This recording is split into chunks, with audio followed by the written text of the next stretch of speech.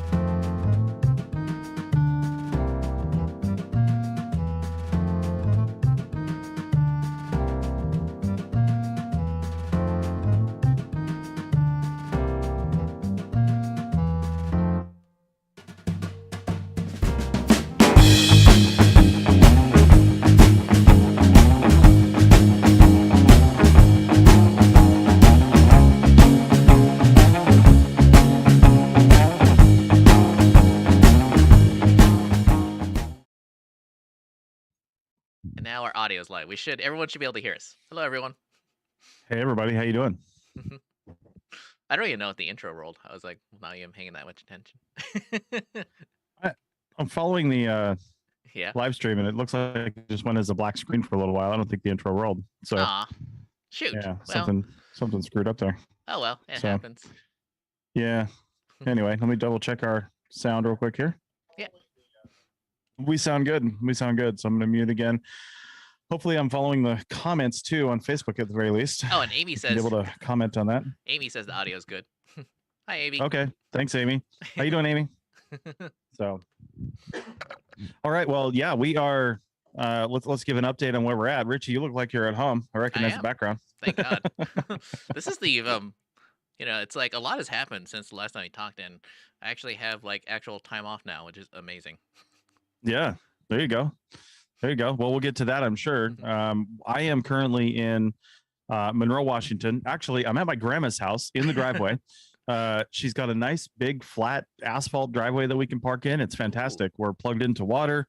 Yeah. We're plugged into her power a little bit, although we don't need much of it, just a little bit of top off because we got a lot more solar and lithium batteries since the last time we talked. Cool. And which is good too, because it's been raining. We just spent the last month in Oregon, and or at least the RV did. We took 2 weeks off of that and went to Mexico. But the RV was in Oregon for a month and at my parents' house. And I'll tell you what, I think it rained pretty much every single day. And we've been in Washington for hours, and it was raining all this morning. And now it's, sun came out a little bit this afternoon, but it's typical Pacific Northwest. So it feels like the Northwest around here. And Amy says she started her 50+ hour work weeks, which is like me like 3 weeks ago. Yeah. Yeah. Yep. So I feel like I have those too, but it's for like 8 different things that I'm doing. So yeah. All right. So how's it been going, Richie? How's the field season treating you? You've got I don't know how many times you've had this in your life, but you've got kind of a full-time job now. Yeah. This is the it's the first time it ever happened in archaeology, like ever. Yeah. Like, it's like, I don't know. I feel like the business is starting to change for the better, hopefully. We'll see. Yeah. Though. Yeah, because like literally I was signing up for like vision care. Was it vision or dental? I was like signing up for like healthcare. It's a long story, but it's like amazingly hard for a California company to sign someone up in Nevada for healthcare. So we still got to sort that out. Yeah. Yeah. All right. Well, that's still pretty cool though. It's probably attributed slightly to the fact that there's so much work in California. They just need to keep people and not cycle through people as much as firms usually do, I would imagine. I mean, maybe I'm wrong, but I feel like maybe it's only California. It's not like that around the country. I don't know. Like, seems like all your CRM co-hosts, like, are all in California, so it's hard to gauge. It is hard to gauge because yes, they are all in California now, which is a little frustrating. They're great, but it was nicer when we were a little more diverse and spread across the country a little bit. But it's I don't think California is a gauge for the whole country because there's definitely areas that aren't doing as much, but the development and everything that's happening in California with real estate prices and all that stuff, it's causing a boom in other industries as well. So yeah. That is interesting, though. It makes you wonder if Nevada's going to catch up at some point, or I mean, because I feel like we're ahead on pay and definitely per diem, but we're just not ahead on hiring people. Well, it's hard to say. I mean, if you're going to tie it to, say, markets and things like that, I mean, we just closed on our house last week, so we're officially homeless now. Oh, wait, really? And yeah, we sold it. Townhouse is gone, owned by somebody else, no more other investors. And oh, wait, you sold it to investors? Well, we had to because there were renters in there. So unless they were going to kick the renters out, which you can't really do, it had to be somebody who wanted to have renters. So it was 2 ladies actually that owned some other properties in town. Oh, good. They're not like, it's not like a huge investment firm. It's like a couple. Oh, that's good. That's like properties. Yeah, that's better than I thought. Because like, man, like I feel like corporations should not necessarily own homes, or Yeah, it was two brothers. I think their last name was Koch. I'm not really sure. They no, I'm just kidding. Yeah. Not that they wouldn't want to. Yeah, right. So no, so we sold the house and just put the money in the bank, but we made a pretty good profit, probably over what we purchased it for 2.5 years ago. We made probably 40% profit Wait, on really? that. Yeah, Wow. which is pretty good. Wow, that is So, but actually. that's a testament to the house prices. I mean, it's just Yeah. it's ridiculous. And the thing is though, Yeah. unless you're in a situation like ours, Yeah. it makes it really tough to do anything. People are like, oh yeah, sure, my property's worth $500,000 right now or something, and if you sell it, you still have to buy another property to live in for $500,000, because you might be able to sell your house for more than you bought it, but then you got to buy something that's now the same price and overinflated. So it's I not like know. you're getting more house unless you're moving somewhere else, or you live in an RV and you don't need to buy another house. So, Or you can buy an RV park or start your own. well, that's what I'm saying. Yeah, well, that would be a little bit more money than I think selling a house would get you. So, um, depends on where it's going to be, but yeah, those are expensive. But anyway, that's where we're at. So we're just trying to figure out what we're doing. We might get into some more property purchases later on in the summer, maybe early next fall, but we're going to chill out right now and just let the money sit in the bank for a bit. Well, who knows, with the rising interest rates, maybe maybe housing prices will calm down ish. They might, and house prices always increase over the summer. That's just that's just how the cycle goes. I don't know why. Maybe people like to move in the summer. I'm not really sure, but as you come into the summer, they start to increase. So looking in the fall is just a better plan if you can wait anyway. Oh, interesting thing about that, by the way, is the fact that I feel like I've been seeing all these videos on YouTube, like van life is over, and like, I'm buying a house and blah blah. So if you're like a field tech or biologist looking to buy a cheap Sprinter van, you should probably start looking out, because maybe in the next year or two you'll actually be able to buy one of those things. Oh yeah.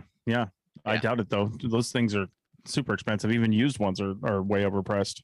Unless you're willing to build, like the Ford 4x4 van, I think is like 30 or 40. But obviously that's a stripped out cargo model, but that will be the all-wheel drive version. I know a biologist who built one out himself. Obviously you have to be handy and have all the tools, but yeah. Oh. Right. Yeah. That is the problem. It's a long story. I'm not going to mention everything, so I don't want to get anyone in trouble, but I learned that I forget what they're called, like the layman's terms, but there's such a thing as called a come along, and it's kind of like a horizontal winch, and tree crews use it to like guide the tree on the way down. And I learned that you can actually use those to pull your truck out if it gets stuck. So you don't need a I would imagine. Fancy winch, because I feel like a lot of people, that's the first thing they buy when they buy an off-road vehicle. I mean, a winch is nice because it's probably quicker and more powerful. But the come along is I mean, I've used those before for various things in my past, and it would be a good thing to have in a field vehicle, because it'd be a good thing to have as a crew, because maybe you're driving a rental and you can't put a winch on it. Now, of course, you got to know where the heck to hook those things up at, because you can't just wrap it around the bumper. You'll probably rip it right off. Or maybe rip off the whole front end, I still can't believe that. Like, wow. Like, hopefully Chevrolet, up their build quality at some point. Or was it a GM? Yeah, I doubt it. It was a Suburban, the story you're referring to. Ripped the whole front end off that Suburban. So, yep. No, it was all just attached with plastic tabs. So, I don't think that's changed any. But alrighty. Yeah. So let's start off with what's new with you. Like, I think the last time we talked, I forget if Cultura was fully formed or if it was just a website. But I feel like that's like advanced or maybe changed. Am I wrong? No, it's you're not wrong. It's a little more. We're really just using it as a platform for the for live events right now, to see a calendar of live events. Although right before we went to Mexico last time, again, we were at my parents' house, and We were Oh, using our were you? Starlink for internet, but they have so many trees around there, yeah, that we had degraded service. And it was fine for like streaming, because most streaming services, they look ahead a little bit. So if Yeah. you have a drop in your service, it won't be impacted by that, because it's looking ahead far enough to accommodate that. But like doing anything like this, or a Zoom call or a Teams call or something like that, would completely fail, because they need continuous upload and download. And so we basically put our show, which we were doing bi-weekly, on hold, because we just couldn't do it, and we didn't know what the internet was going to be like in Mexico, so we didn't do it there either. And the internet we had in Mexico was actually pretty good, but it's actually a little bit intermittent itself, so I don't think it would have worked either. But now that we're back on track, we might see about reigniting the TAS live show. Although Rachel is headed back east next week, so it's going to be, we'll both be remote on that, so we'll have to just kind of play that by ear and see how we do. But I'm trying to, it's kind of like annual contract time at the Archaeology Podcast Network, although I haven't done it every year. And since we have these new events and we're trying to have a big push on members, I'm trying to put into contract something that basically incentivizes our hosts to do more live events. That's what that's about. So, that's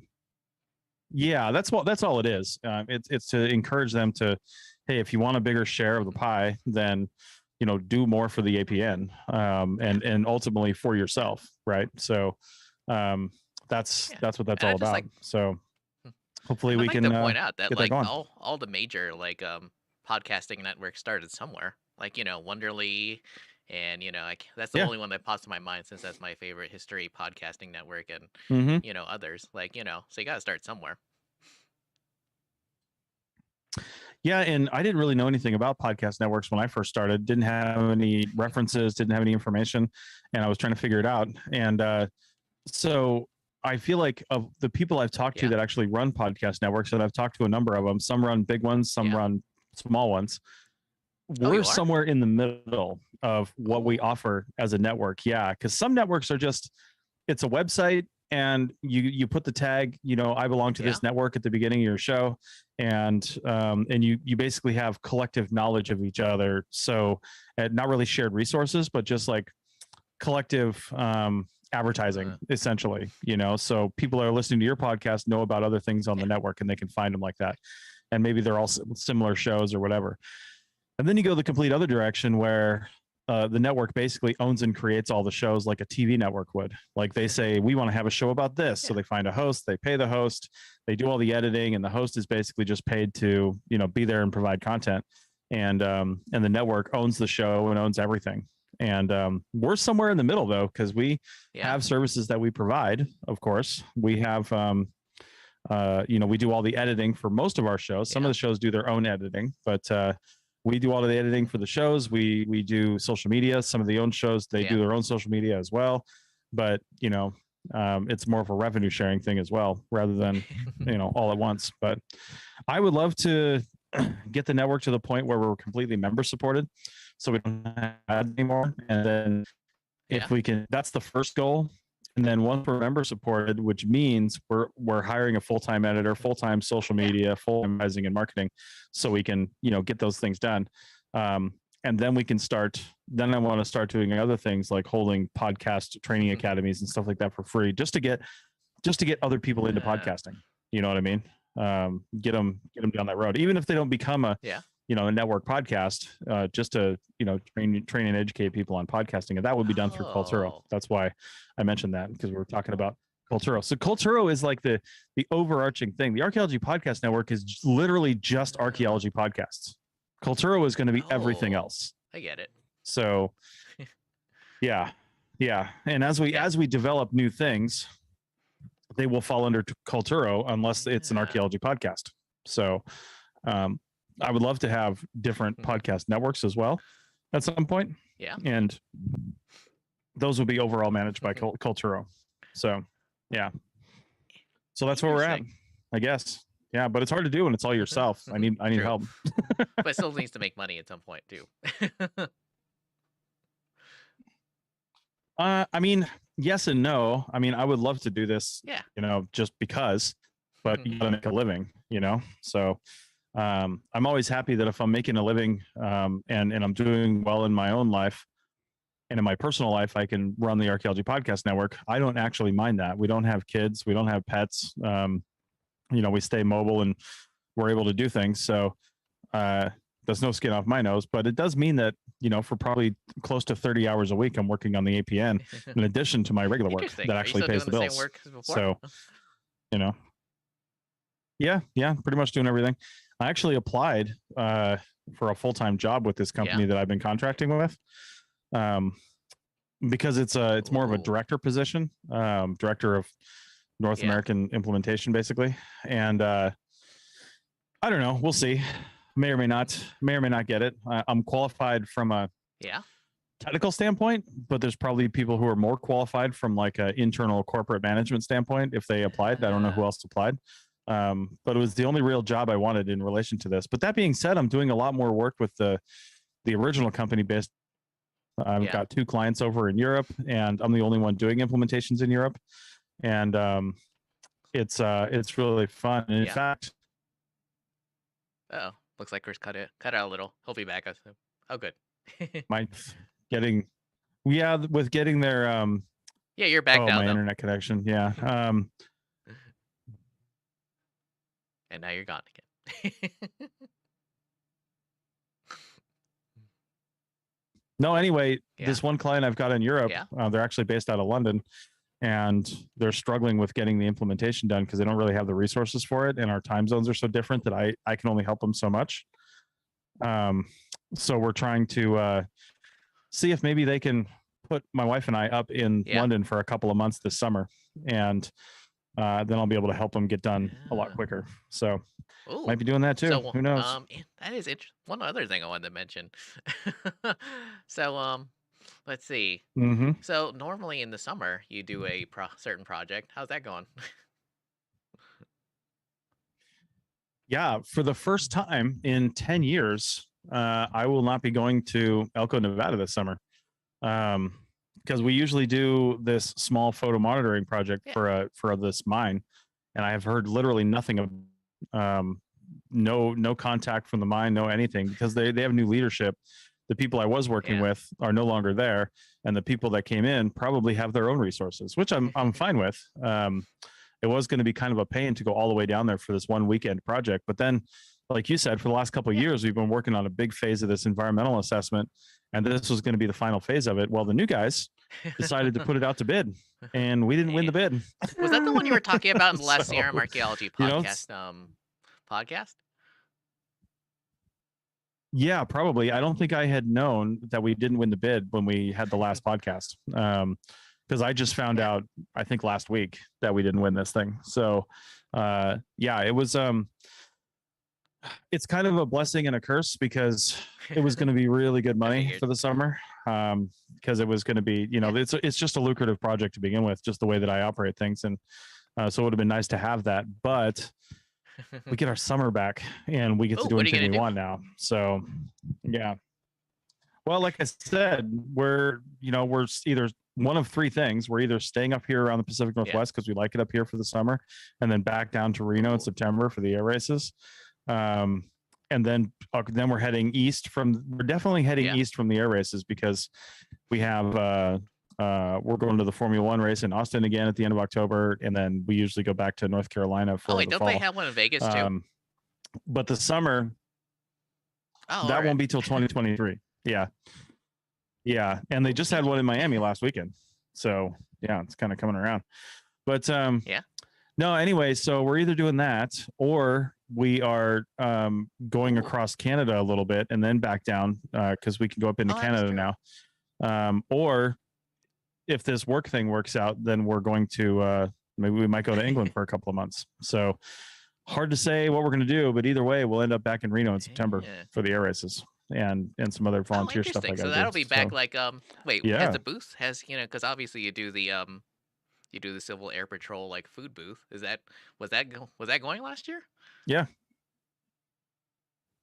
It's gone every year for the last 18 years. The only year it didn't was 2020 when they canceled the air races. And this year, though, there probably won't be any COVID restrictions. I might be wrong. There wasn't last year either. There was Really? the biggest crowd they've ever had, and yeah, and there were literally no Wow. restrictions. How'd you guys do? Yeah. Oh, we did. Again, it was our best year as well. We've never had a better year. Usually we clear about $15,000 in gross sales before expenses, and we did $25,000. So yeah, it was crazy. Yeah, it was absolutely crazy. Oh God, remind me what the last year our podcast was about, because I seem to recall it was it was about something important ish. I'm on the APN website right now. Let me look, because we just recorded another one on Sunday, and that one's in my head. It's not out yet. Yeah. Oh, cool. Underwater archaeology.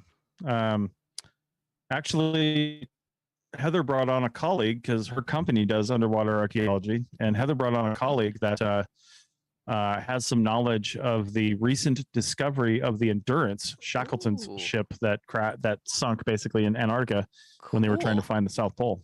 So, yeah. Oh, yeah. So episode 238 of the Sierra Mark podcast was prepping for disaster in the field.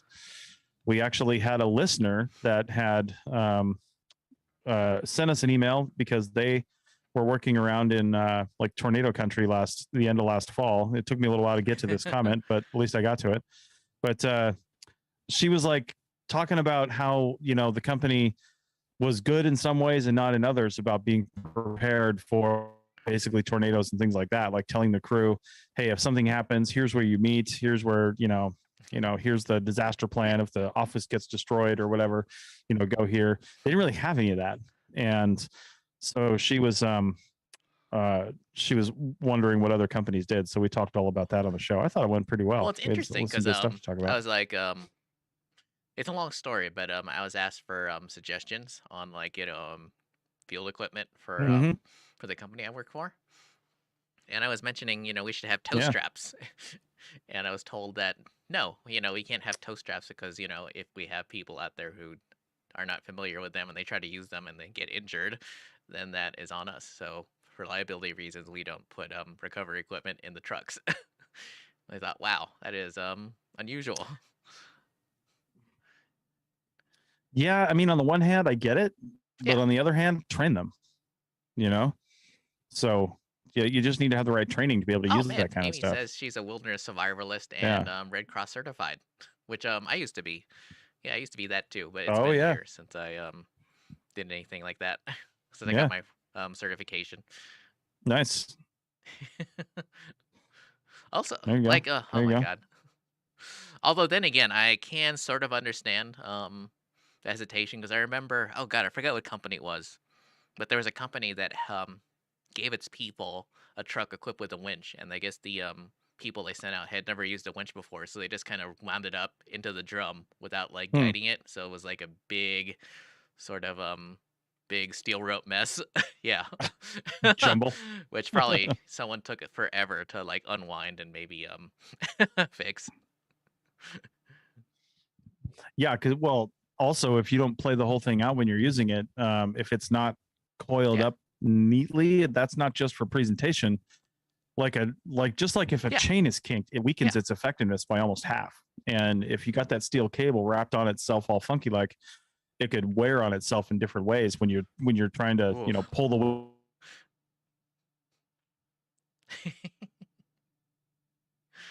that's a pretty good face. Yeah, you're frozen again, but it's a oh good, alrighty. So I'm back. Finish your thought. Yeah. Where did I end? Talking end? about how ropes can't be kinked, or I guess the steel ropes.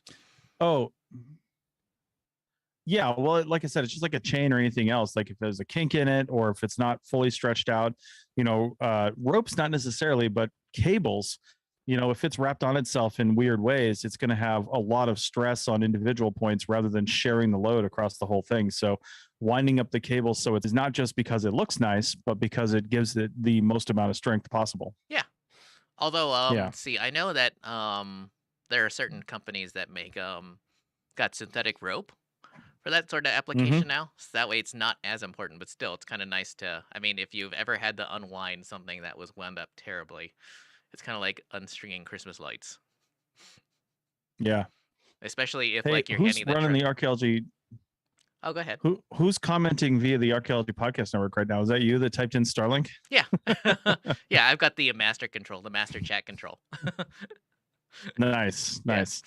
You know, you're right. It is Starlink, but also Starlink definitely has some of its issues, but Yeah. it is providing us a level of freedom that we haven't had before. So I'll take it.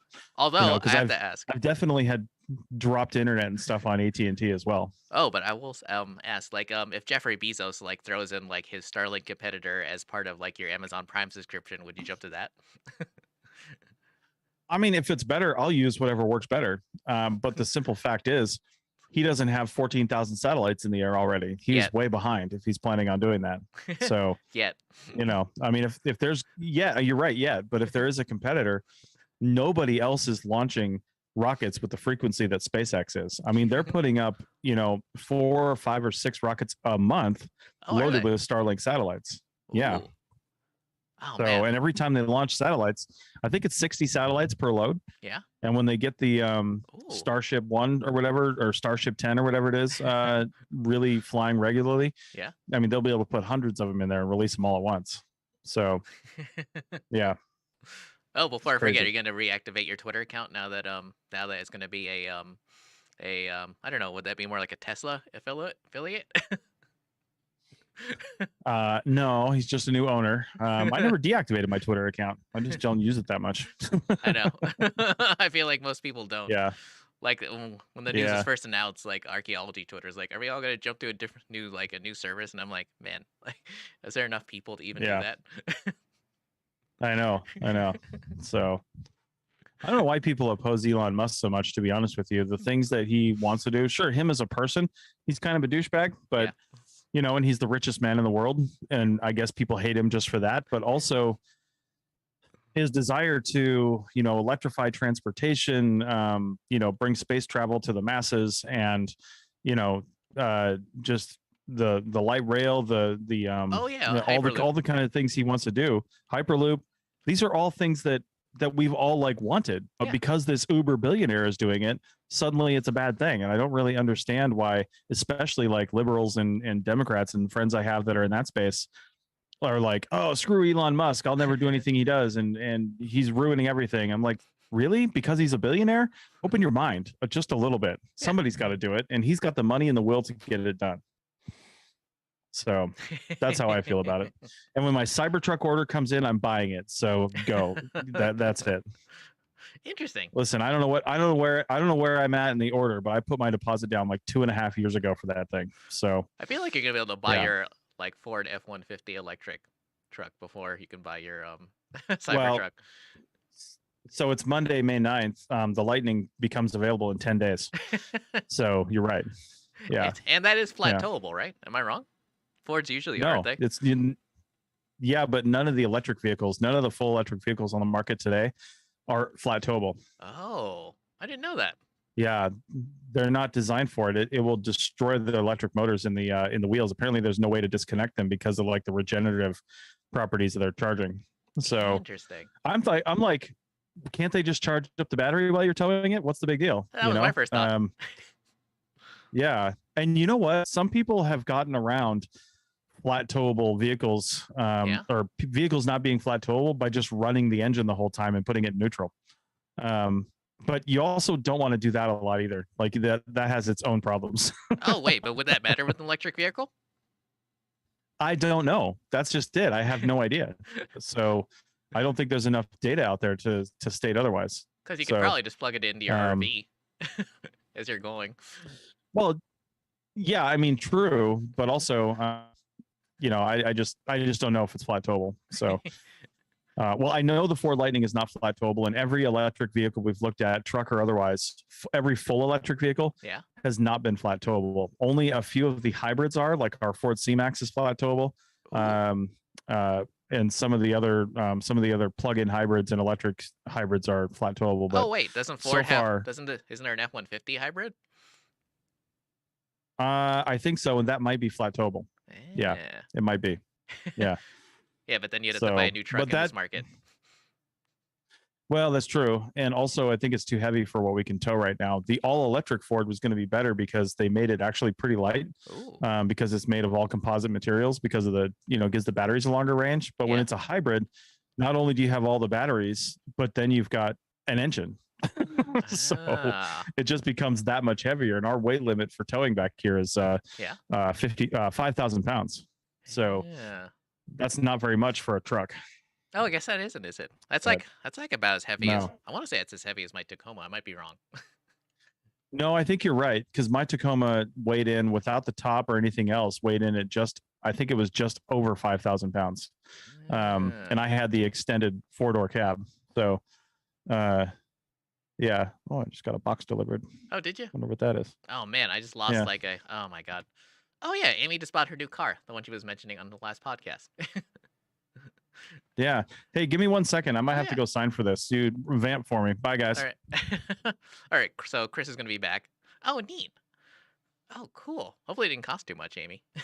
Amy said she bought a 2022 RAV4 hybrid. It's kind of crazy. Like hybrids literally, or not hybrids, but RAV4s are like literally all over the place in Reno, especially among college students. That and the oh god, the Subaru Crosstrek. Anyway, it is interesting that Chris had to go out sign a pack for a package because like literally I just lost one. I'm not sure if this has ever happened to anyone, but Amazon said it was delivered in my mailbox, and I checked my mailbox for multiple days. Oh, hey, Amy says I got a deal because I knew the GM of the dealership. That's interesting because when I was looking for my pickup truck years ago, the only way I was able to get one that I wanted in the color I wanted with 4-wheel drive was because I had to go directly through the oh god, what do they call him? Like he basically handled the commercial vehicle sales. Because every dealership I went to in California, at least in the Bay Area, tried to sell me a two-wheel drive anything, including the Jeep dealership was trying to sell me a two-wheel drive Wrangler, and they insisted that was all I needed. I'm back. Cool. Oh, so were you able to hear that? Because All I right. realized you got Bluetooth on. Yeah, I was able to hear most of it, but I was talking to the FedEx guy, so I wasn't really paying attention. Anything fun? It turns out the neighbor across the street had a note on their door because they weren't going to be home and said, have the neighbor over here, have my grandma sign for it. Yeah. But she's old and couldn't get to the door probably in time. So the FedEx guy's just standing out there. Like I can see the front door. So I went and signed for the neighbor's package so he could bring it over there. So man, I don't know what they got. Amy's got the same commute I've got, which is like 100, 200 miles a day with her RAV4 hybrid. Whereas I'm doing it in my Tacoma and oh man, at 16 to 17 miles a gallon, that is painful. Yeah, I bet. So, all right. What else you got? Let's see. Other than oh my god, it's a long story, but 2 weeks ago, I was doing so much dead walking that I was actually able to record an entire video while I was dead walking back and forth to the truck between survey areas. Nice. So that's what I did. Nice. And I learned that my phone. Oh yeah, go ahead with your question. Well, I would say, are you just doing that on your phone? Yeah. And do you have like a stabilizer? Or are you just like holding it? I couldn't tell if it was on or not, but the video looks good, and I had it on a selfie stick, which I believe, like kind of like has a stabilizing effect if you stretch it out far enough, which I definitely did. Oh man, so Amy's Tundra got 11 to 14 miles a gallon, which is what my Tacoma was getting before I got rid of the snow tires. Oh yeah. Yep. Nice. But yeah, oh my god, it's kind of crazy using my phone like my newish phone with like a fresh battery, because like there wasn't anything wrong with the video from my old phone except for the fact that the battery was kind of super old, and so I couldn't record for more than like 10 minutes before it was out of juice. Yeah. All right. So it's also kind of crazy, like oh my god, just like so much dead walking. Like I remember. I mean, why is it just access? Yeah. Access is limited. Yeah. Yeah. I mean, there's all. I mean, some of this. I mean, thankfully, it was along the area where it's at. Everything is gated, so it was easy walking, but everything was gated, so I had to walk it Also, I was losing you again a little bit. oh, sorry about that. But also, I will say one thing. Yeah. If I'm not sure if you've ever stopped in Roseville, but that's where I was, and man, that's a much better town than I gave it credit for. This is the first time I'd ever worked out Mm-hmm. of it, and obviously I know Roseville from like the is that town you pass as you're heading back towards Reno. But actually, Right. getting out the freeway and taking a look at it was super cool. Yeah. Also, Cool. not sure Well, if that's you've neat. ever been to the Sutter's Mill, or if you're even like still a member of Thousand Trails, but yeah, at Sutter's Mill, which is in Coloma, they have a really, really, really nice Thousand Trails campground that's right on the river. Oh, and lost Chris again. I'm losing the internet fast here. I don't know what's happening, but I think you mentioned being member of Thousand Trails. We are, and we're using it a lot this next month and a half or so. Oh, because I was gonna say, I'm not sure if you heard this or if you heard that part. Though everyone's gonna hear it again. But when I was like I was near Sutter's Mill, which apparently Amy's near Sutter's Mm-hmm. Mill, and there's a really, really, really nice Thousand Trails campground that's like practically right on the river there. Nice. Yeah, it's like Yeah, that's really cool. yeah, Coloma's kind of like a when I was there, like the first time I was there, it was closed. But this time when I was there was like Mm-hmm. a whole bunch of school groups. And so, there's like someone in the they're like reenactors running around trying to, look like they're old timey. Okay. Yeah. Nice. Yeah. Nice. So let me show you something real quick here. Oh, do it. Yeah, I don't know if you can see this very well, but I might have to Yeah. raise up the Starlink a little bit. We finally collected enough data because it's been online long enough to Yeah. tell us a little bit about the obstructions. We're getting 123 down and 3 up right now, and that's only because I'm currently online, and that's what my speed test said. Oh. But I don't know if you can see this. Yeah. These obstructions right here in the red on the Starlink app. Yeah. It's mapping them out, and those are the obstructions that are causing a disruption. And it says, yeah, you're partially obstructed. Expect an interruption every 2 minutes. So I've got another link in my poll outside, and I can raise it up a little bit higher. That might get us up over these obstructions. But just not sure. There's some really tall trees right over here, facing to the north where the satellite faces, and I was hoping we would not be impacted by them, but I guess we are. So, gonna have to adjust that. I think because of that, we should probably end this soon because I got to do some figuring and get this ready because I got some calls this afternoon, and this thing needs to be working. So, yeah, and you're breaking up on me like every 2 minutes, like it says. Oh, wait, really? Oh, that's interesting. Yeah. Oh, before I forget, I am planning on buying more mobile equipment. That way we can do this on the road, not just when I'm at home. Nice. Well, there you go. That'll be fun. It's always interesting. Like every time I go back and look at something, everything has gotten smaller and better. Yeah, that's how it works. I know. Oh, before I forget, have you ever heard of the Jogo straw? Before we go. No, I haven't. Oh my God. I just saw it on YouTube the other day, and I can't throw a picture of it up. I've been trying to get a picture of it up, but basically, imagine you take your regular pour-over filter, but then you reverse it so that it's built into the straw, so you don't actually have to filter or like magically, pour things over in that special way you're supposed to with the, spirals and everything. You just like literally, you just dump your coffee into your hot water, and then you just drink it straight out. Through the straw. Yes. It's got a built-in filter. And what's this called again? Jogo, like Jogo straw. I gotta look this up. Yeah, like someone was like recommending it as like if you're the sort of person who's like too lazy to set up your AeroPress or, set up your pour over. Like literally, it's supposed to be magic. This thing is ridiculous, and for $25 on Amazon, I might just buy it to see how ridiculous it is. Same here. I was going to do that too, because like literally, it's the only reason I drink cold brew, because like I'm too lazy to brew in the morning, and I'm like, oh man. Oh my God, I'm so going to buy this. Oh my God, oh my God, our next podcast, we should try it out between now and then we can report back about how it's working.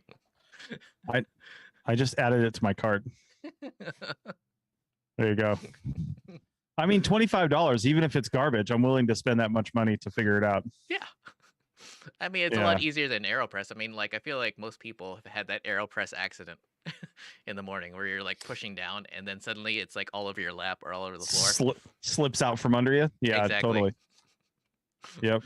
And And yeah, my wife did it a couple. We took it to Mexico with us, our AeroPress, because we weren't sure what the coffee situation was going to be. yeah. And they had a coffee pot there, but we ended up using the AeroPress actually quite a bit just to have a decent cup of coffee. Yeah. And like one time she was doing it in the evening because we were going to make some espresso martinis. If you just do a little bit in the AeroPress, you basically got espresso shots. And she like twice she went to push the thing down Yeah. and didn't have the bottom screwed on all the way, and just like the grounds and filter dumped into the cup. Oh. Yeah. It happens though when you're using it. That happens. So Also, anyway. Oh man. Oh god. I remember, oh my god, I feel like we've all done it. Like every coffee nerd has done that video where you've got like your Chemex, or in my case you've got like your Hario, and like you're watching videos on like what's the special pattern to like, like you're supposed to like, pour out the water, that special pattern. And then you gotta do it for X number of minutes and it has to be this many grams. It's all total bullshit. Yeah. And Amy says, don't be lazy. Coffee is too important. It's all about efficiency, Amy. It's not about being lazy. I want to be more efficient with my coffee. If I can just dump grounds and hot water in there and still get a high quality cup of coffee, that sounds like a win-win to me. See, same here. Nice. Oh my god. Oh my god. Or like, right. doing paperwork in a better way. That's right. Next time when we come back, when we go live, yeah, we're both gonna have to be sipping out of our Jogo straws. Also, it's I'm legit ordering this right now. Same here. But also, God, the way it was explained is that it's supposed to be more environmentally friendly since there's no filters or anything to throw away, which is one of those irritating things about the Chemex. It's like, oh my god, there's so much crap to throw away. Yeah, exactly. Yeah, this thing looks like it's just an easy cleanup. Yeah, that's the other thing about even the AeroPress. You have to have those little filters. Yeah. And so, people have tried to invent like reusable filters for it, but everyone says they're not as good. So I'm like, well, what's the point then?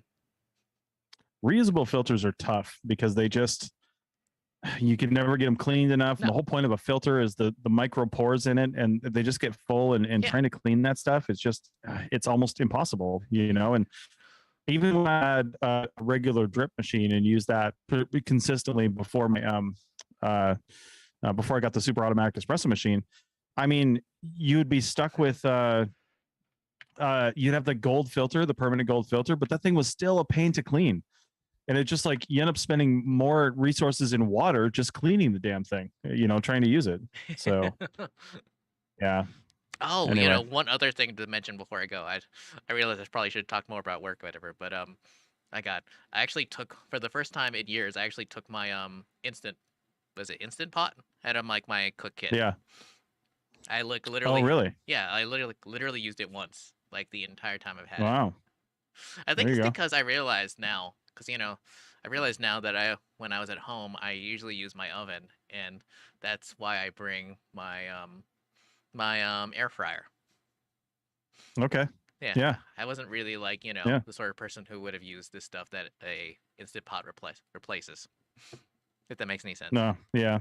I hear you. Yeah. Well, I'll tell you, man, should probably go and get set up for this other thing, but the my pebble grade Jogo straw will be here on Wednesday. Oh, cool. Alrighty. Oh man. All right. I will definitely put it on my order. I'm a little sad it's not coming tomorrow because I am at the home of Amazon right now. Seriously, where is it shipping from? It should ship from Seattle right next door. Yeah. Oh, so, wow. Yeah, but it's still going to be here Wednesday. If I'd ordered it earlier today, it might have come tomorrow, but yeah. Oh my God. Right. Before I go, like, I just wanted to mention, oh God, I forget the name of the podcast, but I'm listening to a podcast. Oh yeah, it's called Founders. And this week, this year's season is on Jeffrey Bezos, and it is a fascinating listen to anyone who's looking for a new podcast that isn't like a true crime podcast. I just read a book called The Founders, and it was about the people who founded PayPal, essentially. And so it's Elon Musk, the what's his name, the guy who ended up starting up LinkedIn. Anyway, the people who founded PayPal a number of them went on to start a number of things that we all know and use today. Like, they took those PayPal millions, and it wasn't just Elon Musk that did stuff with that money. It was a number of them, and it was a really interesting book on how that whole thing really got off the ground and where it went. So wait, definitely anything recommend we it. know?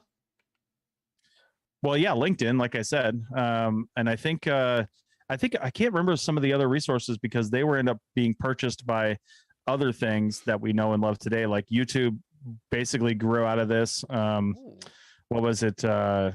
Facebook in a way kind of grew out of this, but obviously not through just Mark Zuckerberg, but some people that came to Facebook out of this that brought some of those ideas. And a few other things. Uber eventually, one of the people who founded this ended up was one of the people instrumental in Uber.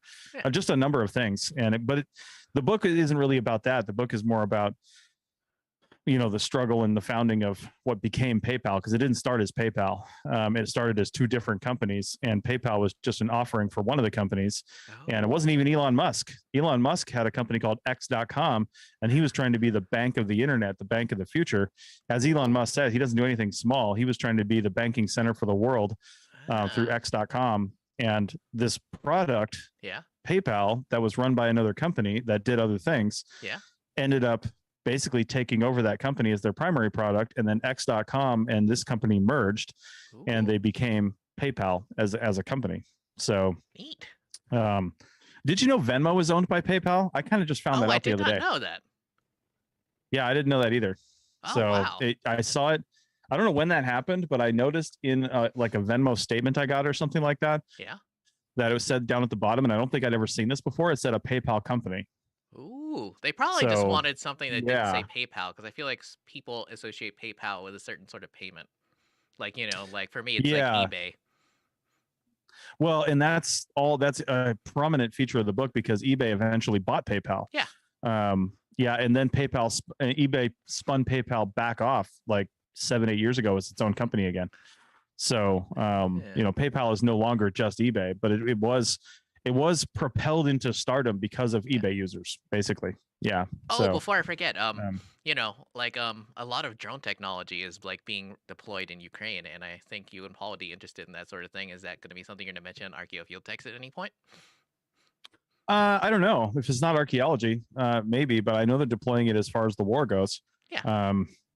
But I'm not really sure. We'd have to get our drinks ready to go if we are, because it's going to be a heavy drinking episode if we're talking drones all the time. We'll see. I know, but it's just super interesting, like that drone, the Switchblade drone that just deploys out of that little tube, and suddenly you've got a drone. Yeah, totally.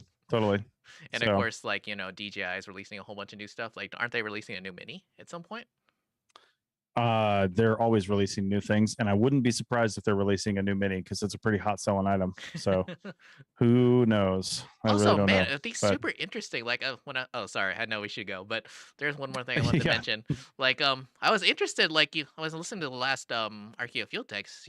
Paul was mentioning that person who was like using it to photograph a trench, and I'm like, man, I'd be super interested to go more in depth in that. Like, what would you even do with that data? Well, same thing you do when you're normally photographing a trench. A lot of people will take their photographs of trenches and draw on top of the photograph. There's very few people that are just doing line drawings of profiles anymore. That line drawing is on top of a photograph, because why not, right? Why try to interpret with your little squiggles what a rock looks like when you could just draw the strats on and point out interesting features on the actual photograph? And if you can take a nice high quality photograph with your drone, that is a really good camera, and it's probably better than most other things out there that you might have. So oh man, that's interesting, because I've been reading a lot of site records here in California, and what a lot of companies will do is they'll get the satellite photo of a site, and then they'll just draw the site map over it. And it just occurred to me, they could do the same thing with a drone. You could literally take an aerial and draw it over it. Yeah, totally. Which is sort of crazy, because I remember you talking about that theoretically, years ago. In fact, I think you're the last person I know who actually drew and granted incomplete, but you're the last person who draw a profile of anything when we did that. God, I forget what was that. Right. I just remember Monte Cristo. Yeah. But that was crazy. Monte Cristo was crazy, and that profile that I was drawing, never even finished it. So yeah. Anyway, all right. So you got anything coming up next week we should mention before we go? I mean, nothing but the usual. The Archaeotech podcast is coming up, and we discuss an article that some researchers attempted to use a new mapping technology that's basically being used in warehouses and stuff for robotics. Really? But it's called indoor positioning system. It's like an indoor GPS to help robots navigate indoor warehouses better. They used it to map a site in Israel, and they talk about how that went basically. Neat. So yeah. Wow. Oh my god. So yeah, we talk about that. Interesting. Like, God, but you have to lay out stuff on the floor, I assume. Listen to the podcast, and then look at the show notes. The article's in there. So yeah. And as for me, let's see, if I can ever finish with my company paperwork, I will start getting back to editing as soon as possible, because like literally I'm sitting on like months and months worth of footage that I haven't been able to get to. Yeah. But then I also have to get sleep at some point too. Yeah, for sure. Interesting. Have you been doing anything video wise with your channel? Not really. We've just been too kind of busy with other things and trying to figure out what we want to do with it. So I've got some ideas, and we have a lot of footage, so I might be trying to put some stuff together in the next few weeks just to kind of get back into it. But we also just got to figure out what's going on with this thing. So all right. Yeah. Cool. Alrighty. So then I guess that's it. Cool. All right. Sounds good. Well, thanks everybody. Thanks. Yeah, and thanks Richie for setting this up, and we'll see you next time.